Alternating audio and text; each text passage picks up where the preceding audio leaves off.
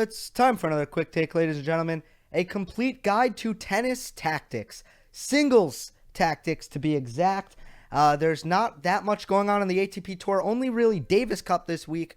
Congratulations to Belgium, Australia, France, and Serbia for advancing to the next round of the Davis Cup. But I want to keep the tennis content flowing, even though there's not much going on. And the way I do that is I can make a video like this, which is kind of about tennis in general. I can do this anytime, and I want to talk about tactics. Now, this video I think that you will enjoy if you play tennis for sure, but even if you don't play tennis, I'm giving you a little bit of insight into how I watch tennis, how I watch tactics unfold, how I watch every single point of every single match. This should really change your perspective on the construction of a point. And I got to give credit where credit is due. Let me just grab this from my bookshelf. This tactical system was taught to me by Chris Lewitt. So he's the author of this book, The Tennis Technique Bible. And he also has another book called The Secrets of Spanish Tennis. It was devised by him and his assistant coach, Matt Smith, who is no longer with the Academy. But the Chris Lewitt Tennis Academy, in my opinion, is the best in New York. And that's where I kind of learned this tactical system. And I think it's brilliant. So let's talk a little about tactics. It's called the 3-4-5 system.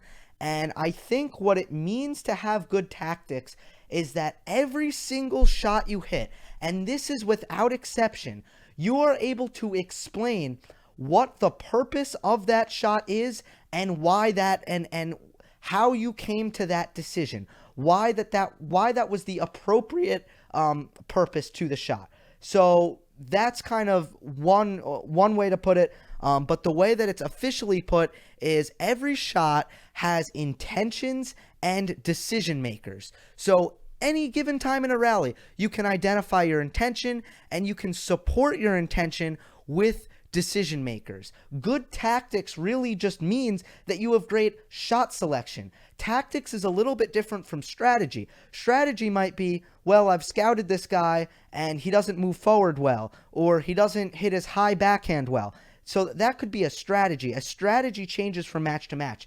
Tactics stay with you every match. Tactics are just, how you construct a point when it comes to your shot selection. So keep in mind, it's called the 3-4-5 system. The 3 is not very important. It's very simple, and it's really just to kind of get a lingo down. So the 3 stands for the 3 zones on the tennis court: Zone 1, Zone 2, and Zone 3. Zone 1 is when you're at the net inside the service box. Zone 2, no man's land, as some would call it, between the baseline and the service box. And Zone 3 is at the baseline, behind the baseline, a bit in front of the baseline, etc. So, like I said, that's not very important, but it is important that you have a lingo with your coaches and when you talk about tennis, so that you can just quickly say, attack from zone 2, and everyone knows what you're talking about. I also think that part of the 3 zones is just because if you called it the 4-5 system, it wouldn't sound as good as the 3-4-5 system.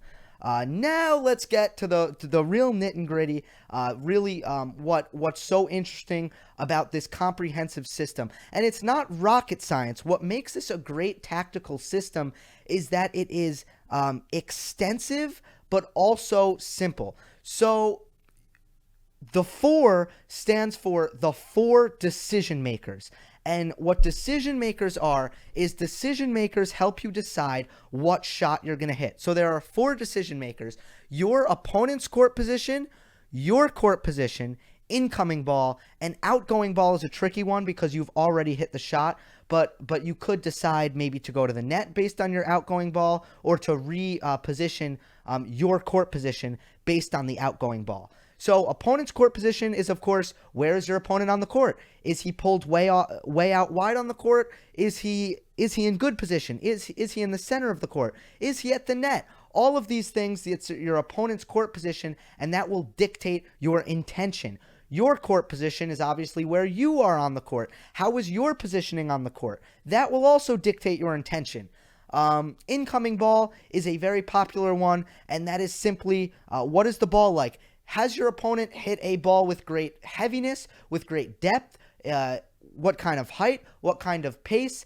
And that should also dictate your intention. And when I say intention, that means what kind of ball you are hitting. Now, there are 5 intentions. That's what the 5 stands for in the 3-4-5 system. The 5 intentions are neutralizing, counterattacking, trading, building, and finishing. So I want to go in depth now. All 5 intentions. And as we talk about the intentions, I'm going to talk about basically what decision makers should indicate that you should go, that basically you should choose a given intention. So let's start with neutralizing. Neutralizing, the goal of neutralizing is, basically you're defending. So when you are attacked, how can you bring the point back to neutral? Right now, the scales are tipped out of your favor. How can you go from being attacked, and how can you hit a ball that you become unattackable? The quality of your ball is that you have become unattackable. So if you decide to neutralize, right, and you say stop, why did you decide to neutralize? Something that you would say is that, well, what were your decision makers? Your opponent's court position is strong, your court position is weak, and the incoming ball is strong. In a scenario like that, that is where you are looking to neutralize. If you are looking to do anything else, that is bad shot selection. And that is where you will basically be making a lot of errors. If you are in a position where your opponent's court position is strong, your court position is weak, and the incoming ball is strong, and you don't recognize that in your mind, and you try to hit an aggressive shot back, or you try to hit a trade back, your chances of making an error are drastically increased. The keys to a good neutralizing ball is great depth, great height, and great margin, which means you're not aiming too close to the lines. You want to give height on the ball because that gives you a chance to come back to the middle of the court, to recover your court position. Remember, when you neutralize, your court position is weak. So if you put height on the ball, that gives you time to recover your court position and basically recover your court position, and the incoming ball is strong. Okay, let's move on to the next one. And of course, I forgot, depth also is very important when you're neutralizing. By the way, at the end of all this, we're going to look at a point between Federer and Nadal, and I want to break down everything that I see in that point. The fourth the fourth intention that we're going to look at is counterattack. Counterattack is very special. It's very interesting because counterattack is probably the intention where most of the time when you go for a counterattack, your coach is going to be, well, that was bad shot selection. That was bad tactics. It is true. Counterattacking is very high risk. You make a lot of errors trying to counterattack, and it's literally what you think about when you think of bad shot selection. Usually what comes to mind is actually a counterattack. At the same time, there are times where counterattack is the proper tactic. Your opponent's court position is strong, but not only is it strong, normally if you're going to counterattack, your opponent is at the net and you're going for a pass. Your court position is weak. Now, if your court position is weak, that is not an excuse to counterattack. But if your court position is so weak that it may be unrecoverable, if you are so far off the court, that you need to go for an extremely aggressive shot, that may be an appropriate time to counterattack. So it's so weak that it's unrecoverable.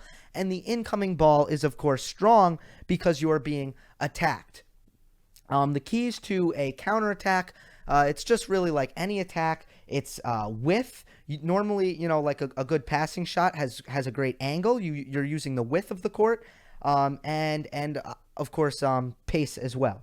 So counterattack is an interesting one. You don't want to get in the habit of counterattacking. So remember, so far we have neutralizing and counterattacking. Let's go to our third one. Now, The third one is trading. If you turn on a tennis match at a random point in the match, in a rally, how about, you are probably watching trading. There is nothing more important than trading in tennis, especially at a lower level. Your opponent's court position is neutral. Your court position is neutral, and the incoming ball is neutral. The keys to this attack, the keys to this shot or this intention is that you are completely errorless and you are unattackable. Basically, the point of this shot is really to wait until is to basically remain neutral until you find a ball that is attackable. So you notice that one of the keys is that your trade should be unattackable. Eventually in a rally, you will see the top players, they will be trading with each other. They will be at a neutral point in the rally, and they are both looking for that first ball, which is a weaker trade, and they will look to attack that weak trade. A good trade is unattackable. That means good depth. That means decent pace. That means usually a good amount of spin, some heaviness. This isn't rocket science. But the thing is with trading is you should never make an error when you're trading. This is something that you should probably be training when it comes to the baseline game. You should be training your trading balls more than anything. Not your attack, not your defense. There's nothing you should be training more than your trading. The second intention is building. Sorry, I said second. The fourth and fifth. I'm going to couple these because they're so similar. Building and finishing. Your opponent's court position is weak. Your court position is strong. And the incoming ball is weak. So this is that ball that you should be attacking. If you don't recognize this ball, that is a problem. You must recognize when it is time to take charge of the rally, when it is time to attack. And of course, that is maybe your opponent is way off the court. Maybe your court position is very, very strong, and that's why you feel you should attack. Or maybe the incoming ball is very weak. It's a ball that is so weak that you feel you can attack it. These are the reasons that you will try to build and you will try to finish. There are a couple ways to attack. There are actually really 5 that come to mind. And this is something to consider, because when you're training your building and you're finishing, or when you're watching tennis and you're thinking about someone's attack, you should be thinking about what aspect of their attack is strong. What aspect of your attack needs work? There is width, which I've talked about. It's using the geometry of the court, the width of the court, using angles. There is depth. You can attack with depth. You can attack with pace. That is literally the speed at which you hit the ball. And by the way, when I say width and depth, not only can you add width, you can take away width. What's a body serve? A body serve, you're taking away width. What's a drop shot? A drop shot, you are attacking by taking away depth. Not only can you add depth and hit it very close to the baseline, and that's a good way to attack. Another way to attack is to take away depth. So don't just think about it one way. Think about it multiple ways.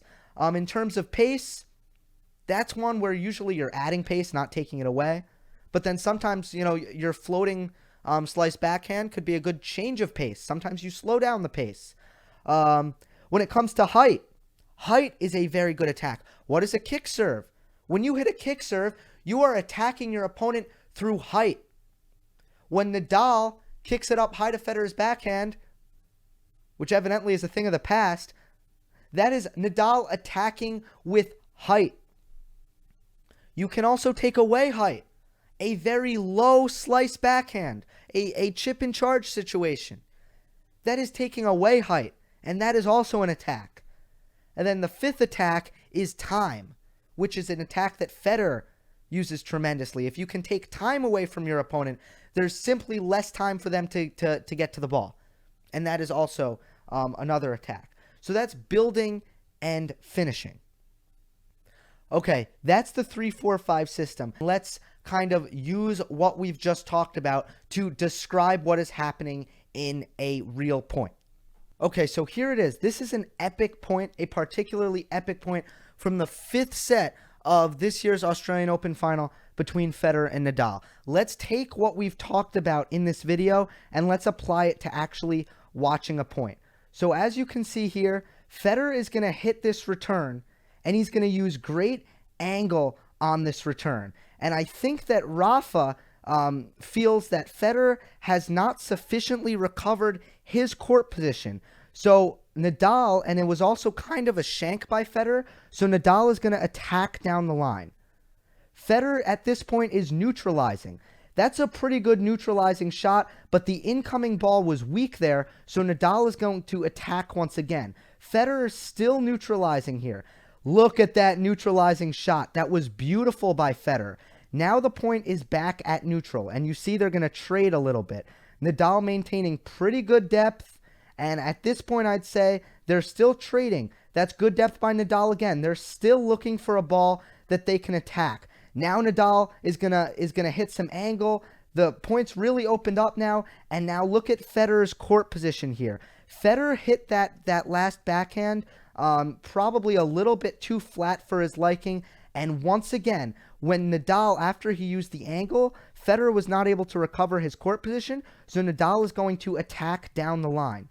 At this point, Federer is going to counterattack because Nadal's attack, he did not get that ball down the line well enough. You see it kind of drifted to the middle, and now look at Rafa's court position. Now Rafa's court position is so good. So I'd say that was a counterattack by Roger Federer. Nadal's going to try to neutralize, and look, that's a little too short. Federer still attacking. Nadal still trying to neutralize. Now look at that. That was a very good neutralizing shot by Nadal, and now Nadal's back in the point. Back to trading. Federer, here's the, still trading here. Now watch this backhand. This backhand is going to be a trade, but this is going to be a very poor trade by Rafa Nadal. What we said about trading, you need good depth when you're trading, and you must remain unattackable. Nadal hits this very low, kind of flat, and if you see, his depth is not nearly good enough on this backhand, and Federer is going to recognize that this is a weak trade by Nadal, and he is going to finish on the following ball. You see how short that is? And Federer finishes it off. It was not an easy shot by Roger, but as you can see, that point, it's like a game of tug of war where you have players attacking, neutralizing, back to neutral, Federer attacks, the other neutralizes, back to neutral, the other attacks, now there's a counterattack, and ultimately, that's how you can really look at a tennis point tactically. You can look at it like a game of tug of war. Who is in the driver's seat? Now, at the same time, this is assuming that no one makes an error, and often tennis can't be played out like this because someone makes an error. But I hope that from this video, you can kind of look at the construction of a tennis point differently. And if you are a tennis player, at any point, every single shot you hit, you should be able to stop. And you should be able to say, am I building? Am I trading? Am I neutralizing right now? What is my intention? If you are just aimlessly hitting the ball, if you are hitting the ball without a clear purpose in your mind, that is a problem. You are not going to be able to construct points, winning points as effectively as you would like. You are going to be making errors because you are going to be attacking when you shouldn't be attacking. You are going to be trading when you really should have attacked. And you are going to be missing opportunities on the tennis court. And when you're watching tennis, think, is Nadal trading well in this match? Is Monfils attacking? Is Monfils aggressive enough? Is Murray aggressive enough right now? Is he recognizing attackable balls right now? Or what kind of attacks can so-and-so need to work on? If I'm watching, maybe is Kyrgios neutralizing effectively? I'm literally just randomly, I'm ad-libbing right now, and these are completely random statements, but as I'm watching tennis, I'm trying to give you guys an idea of how I watch tennis being played, and I'm watching it in the context of this tactical system. And you begin to realize that every shot has a purpose and that everyone can improve upon different areas of tactics in tennis, intentions, and really how to construct a winning point. This has been your complete guide to tennis tactics, learning the 3-4-5 system. Hope you enjoyed. Don't forget to subscribe, and I'll see you next time.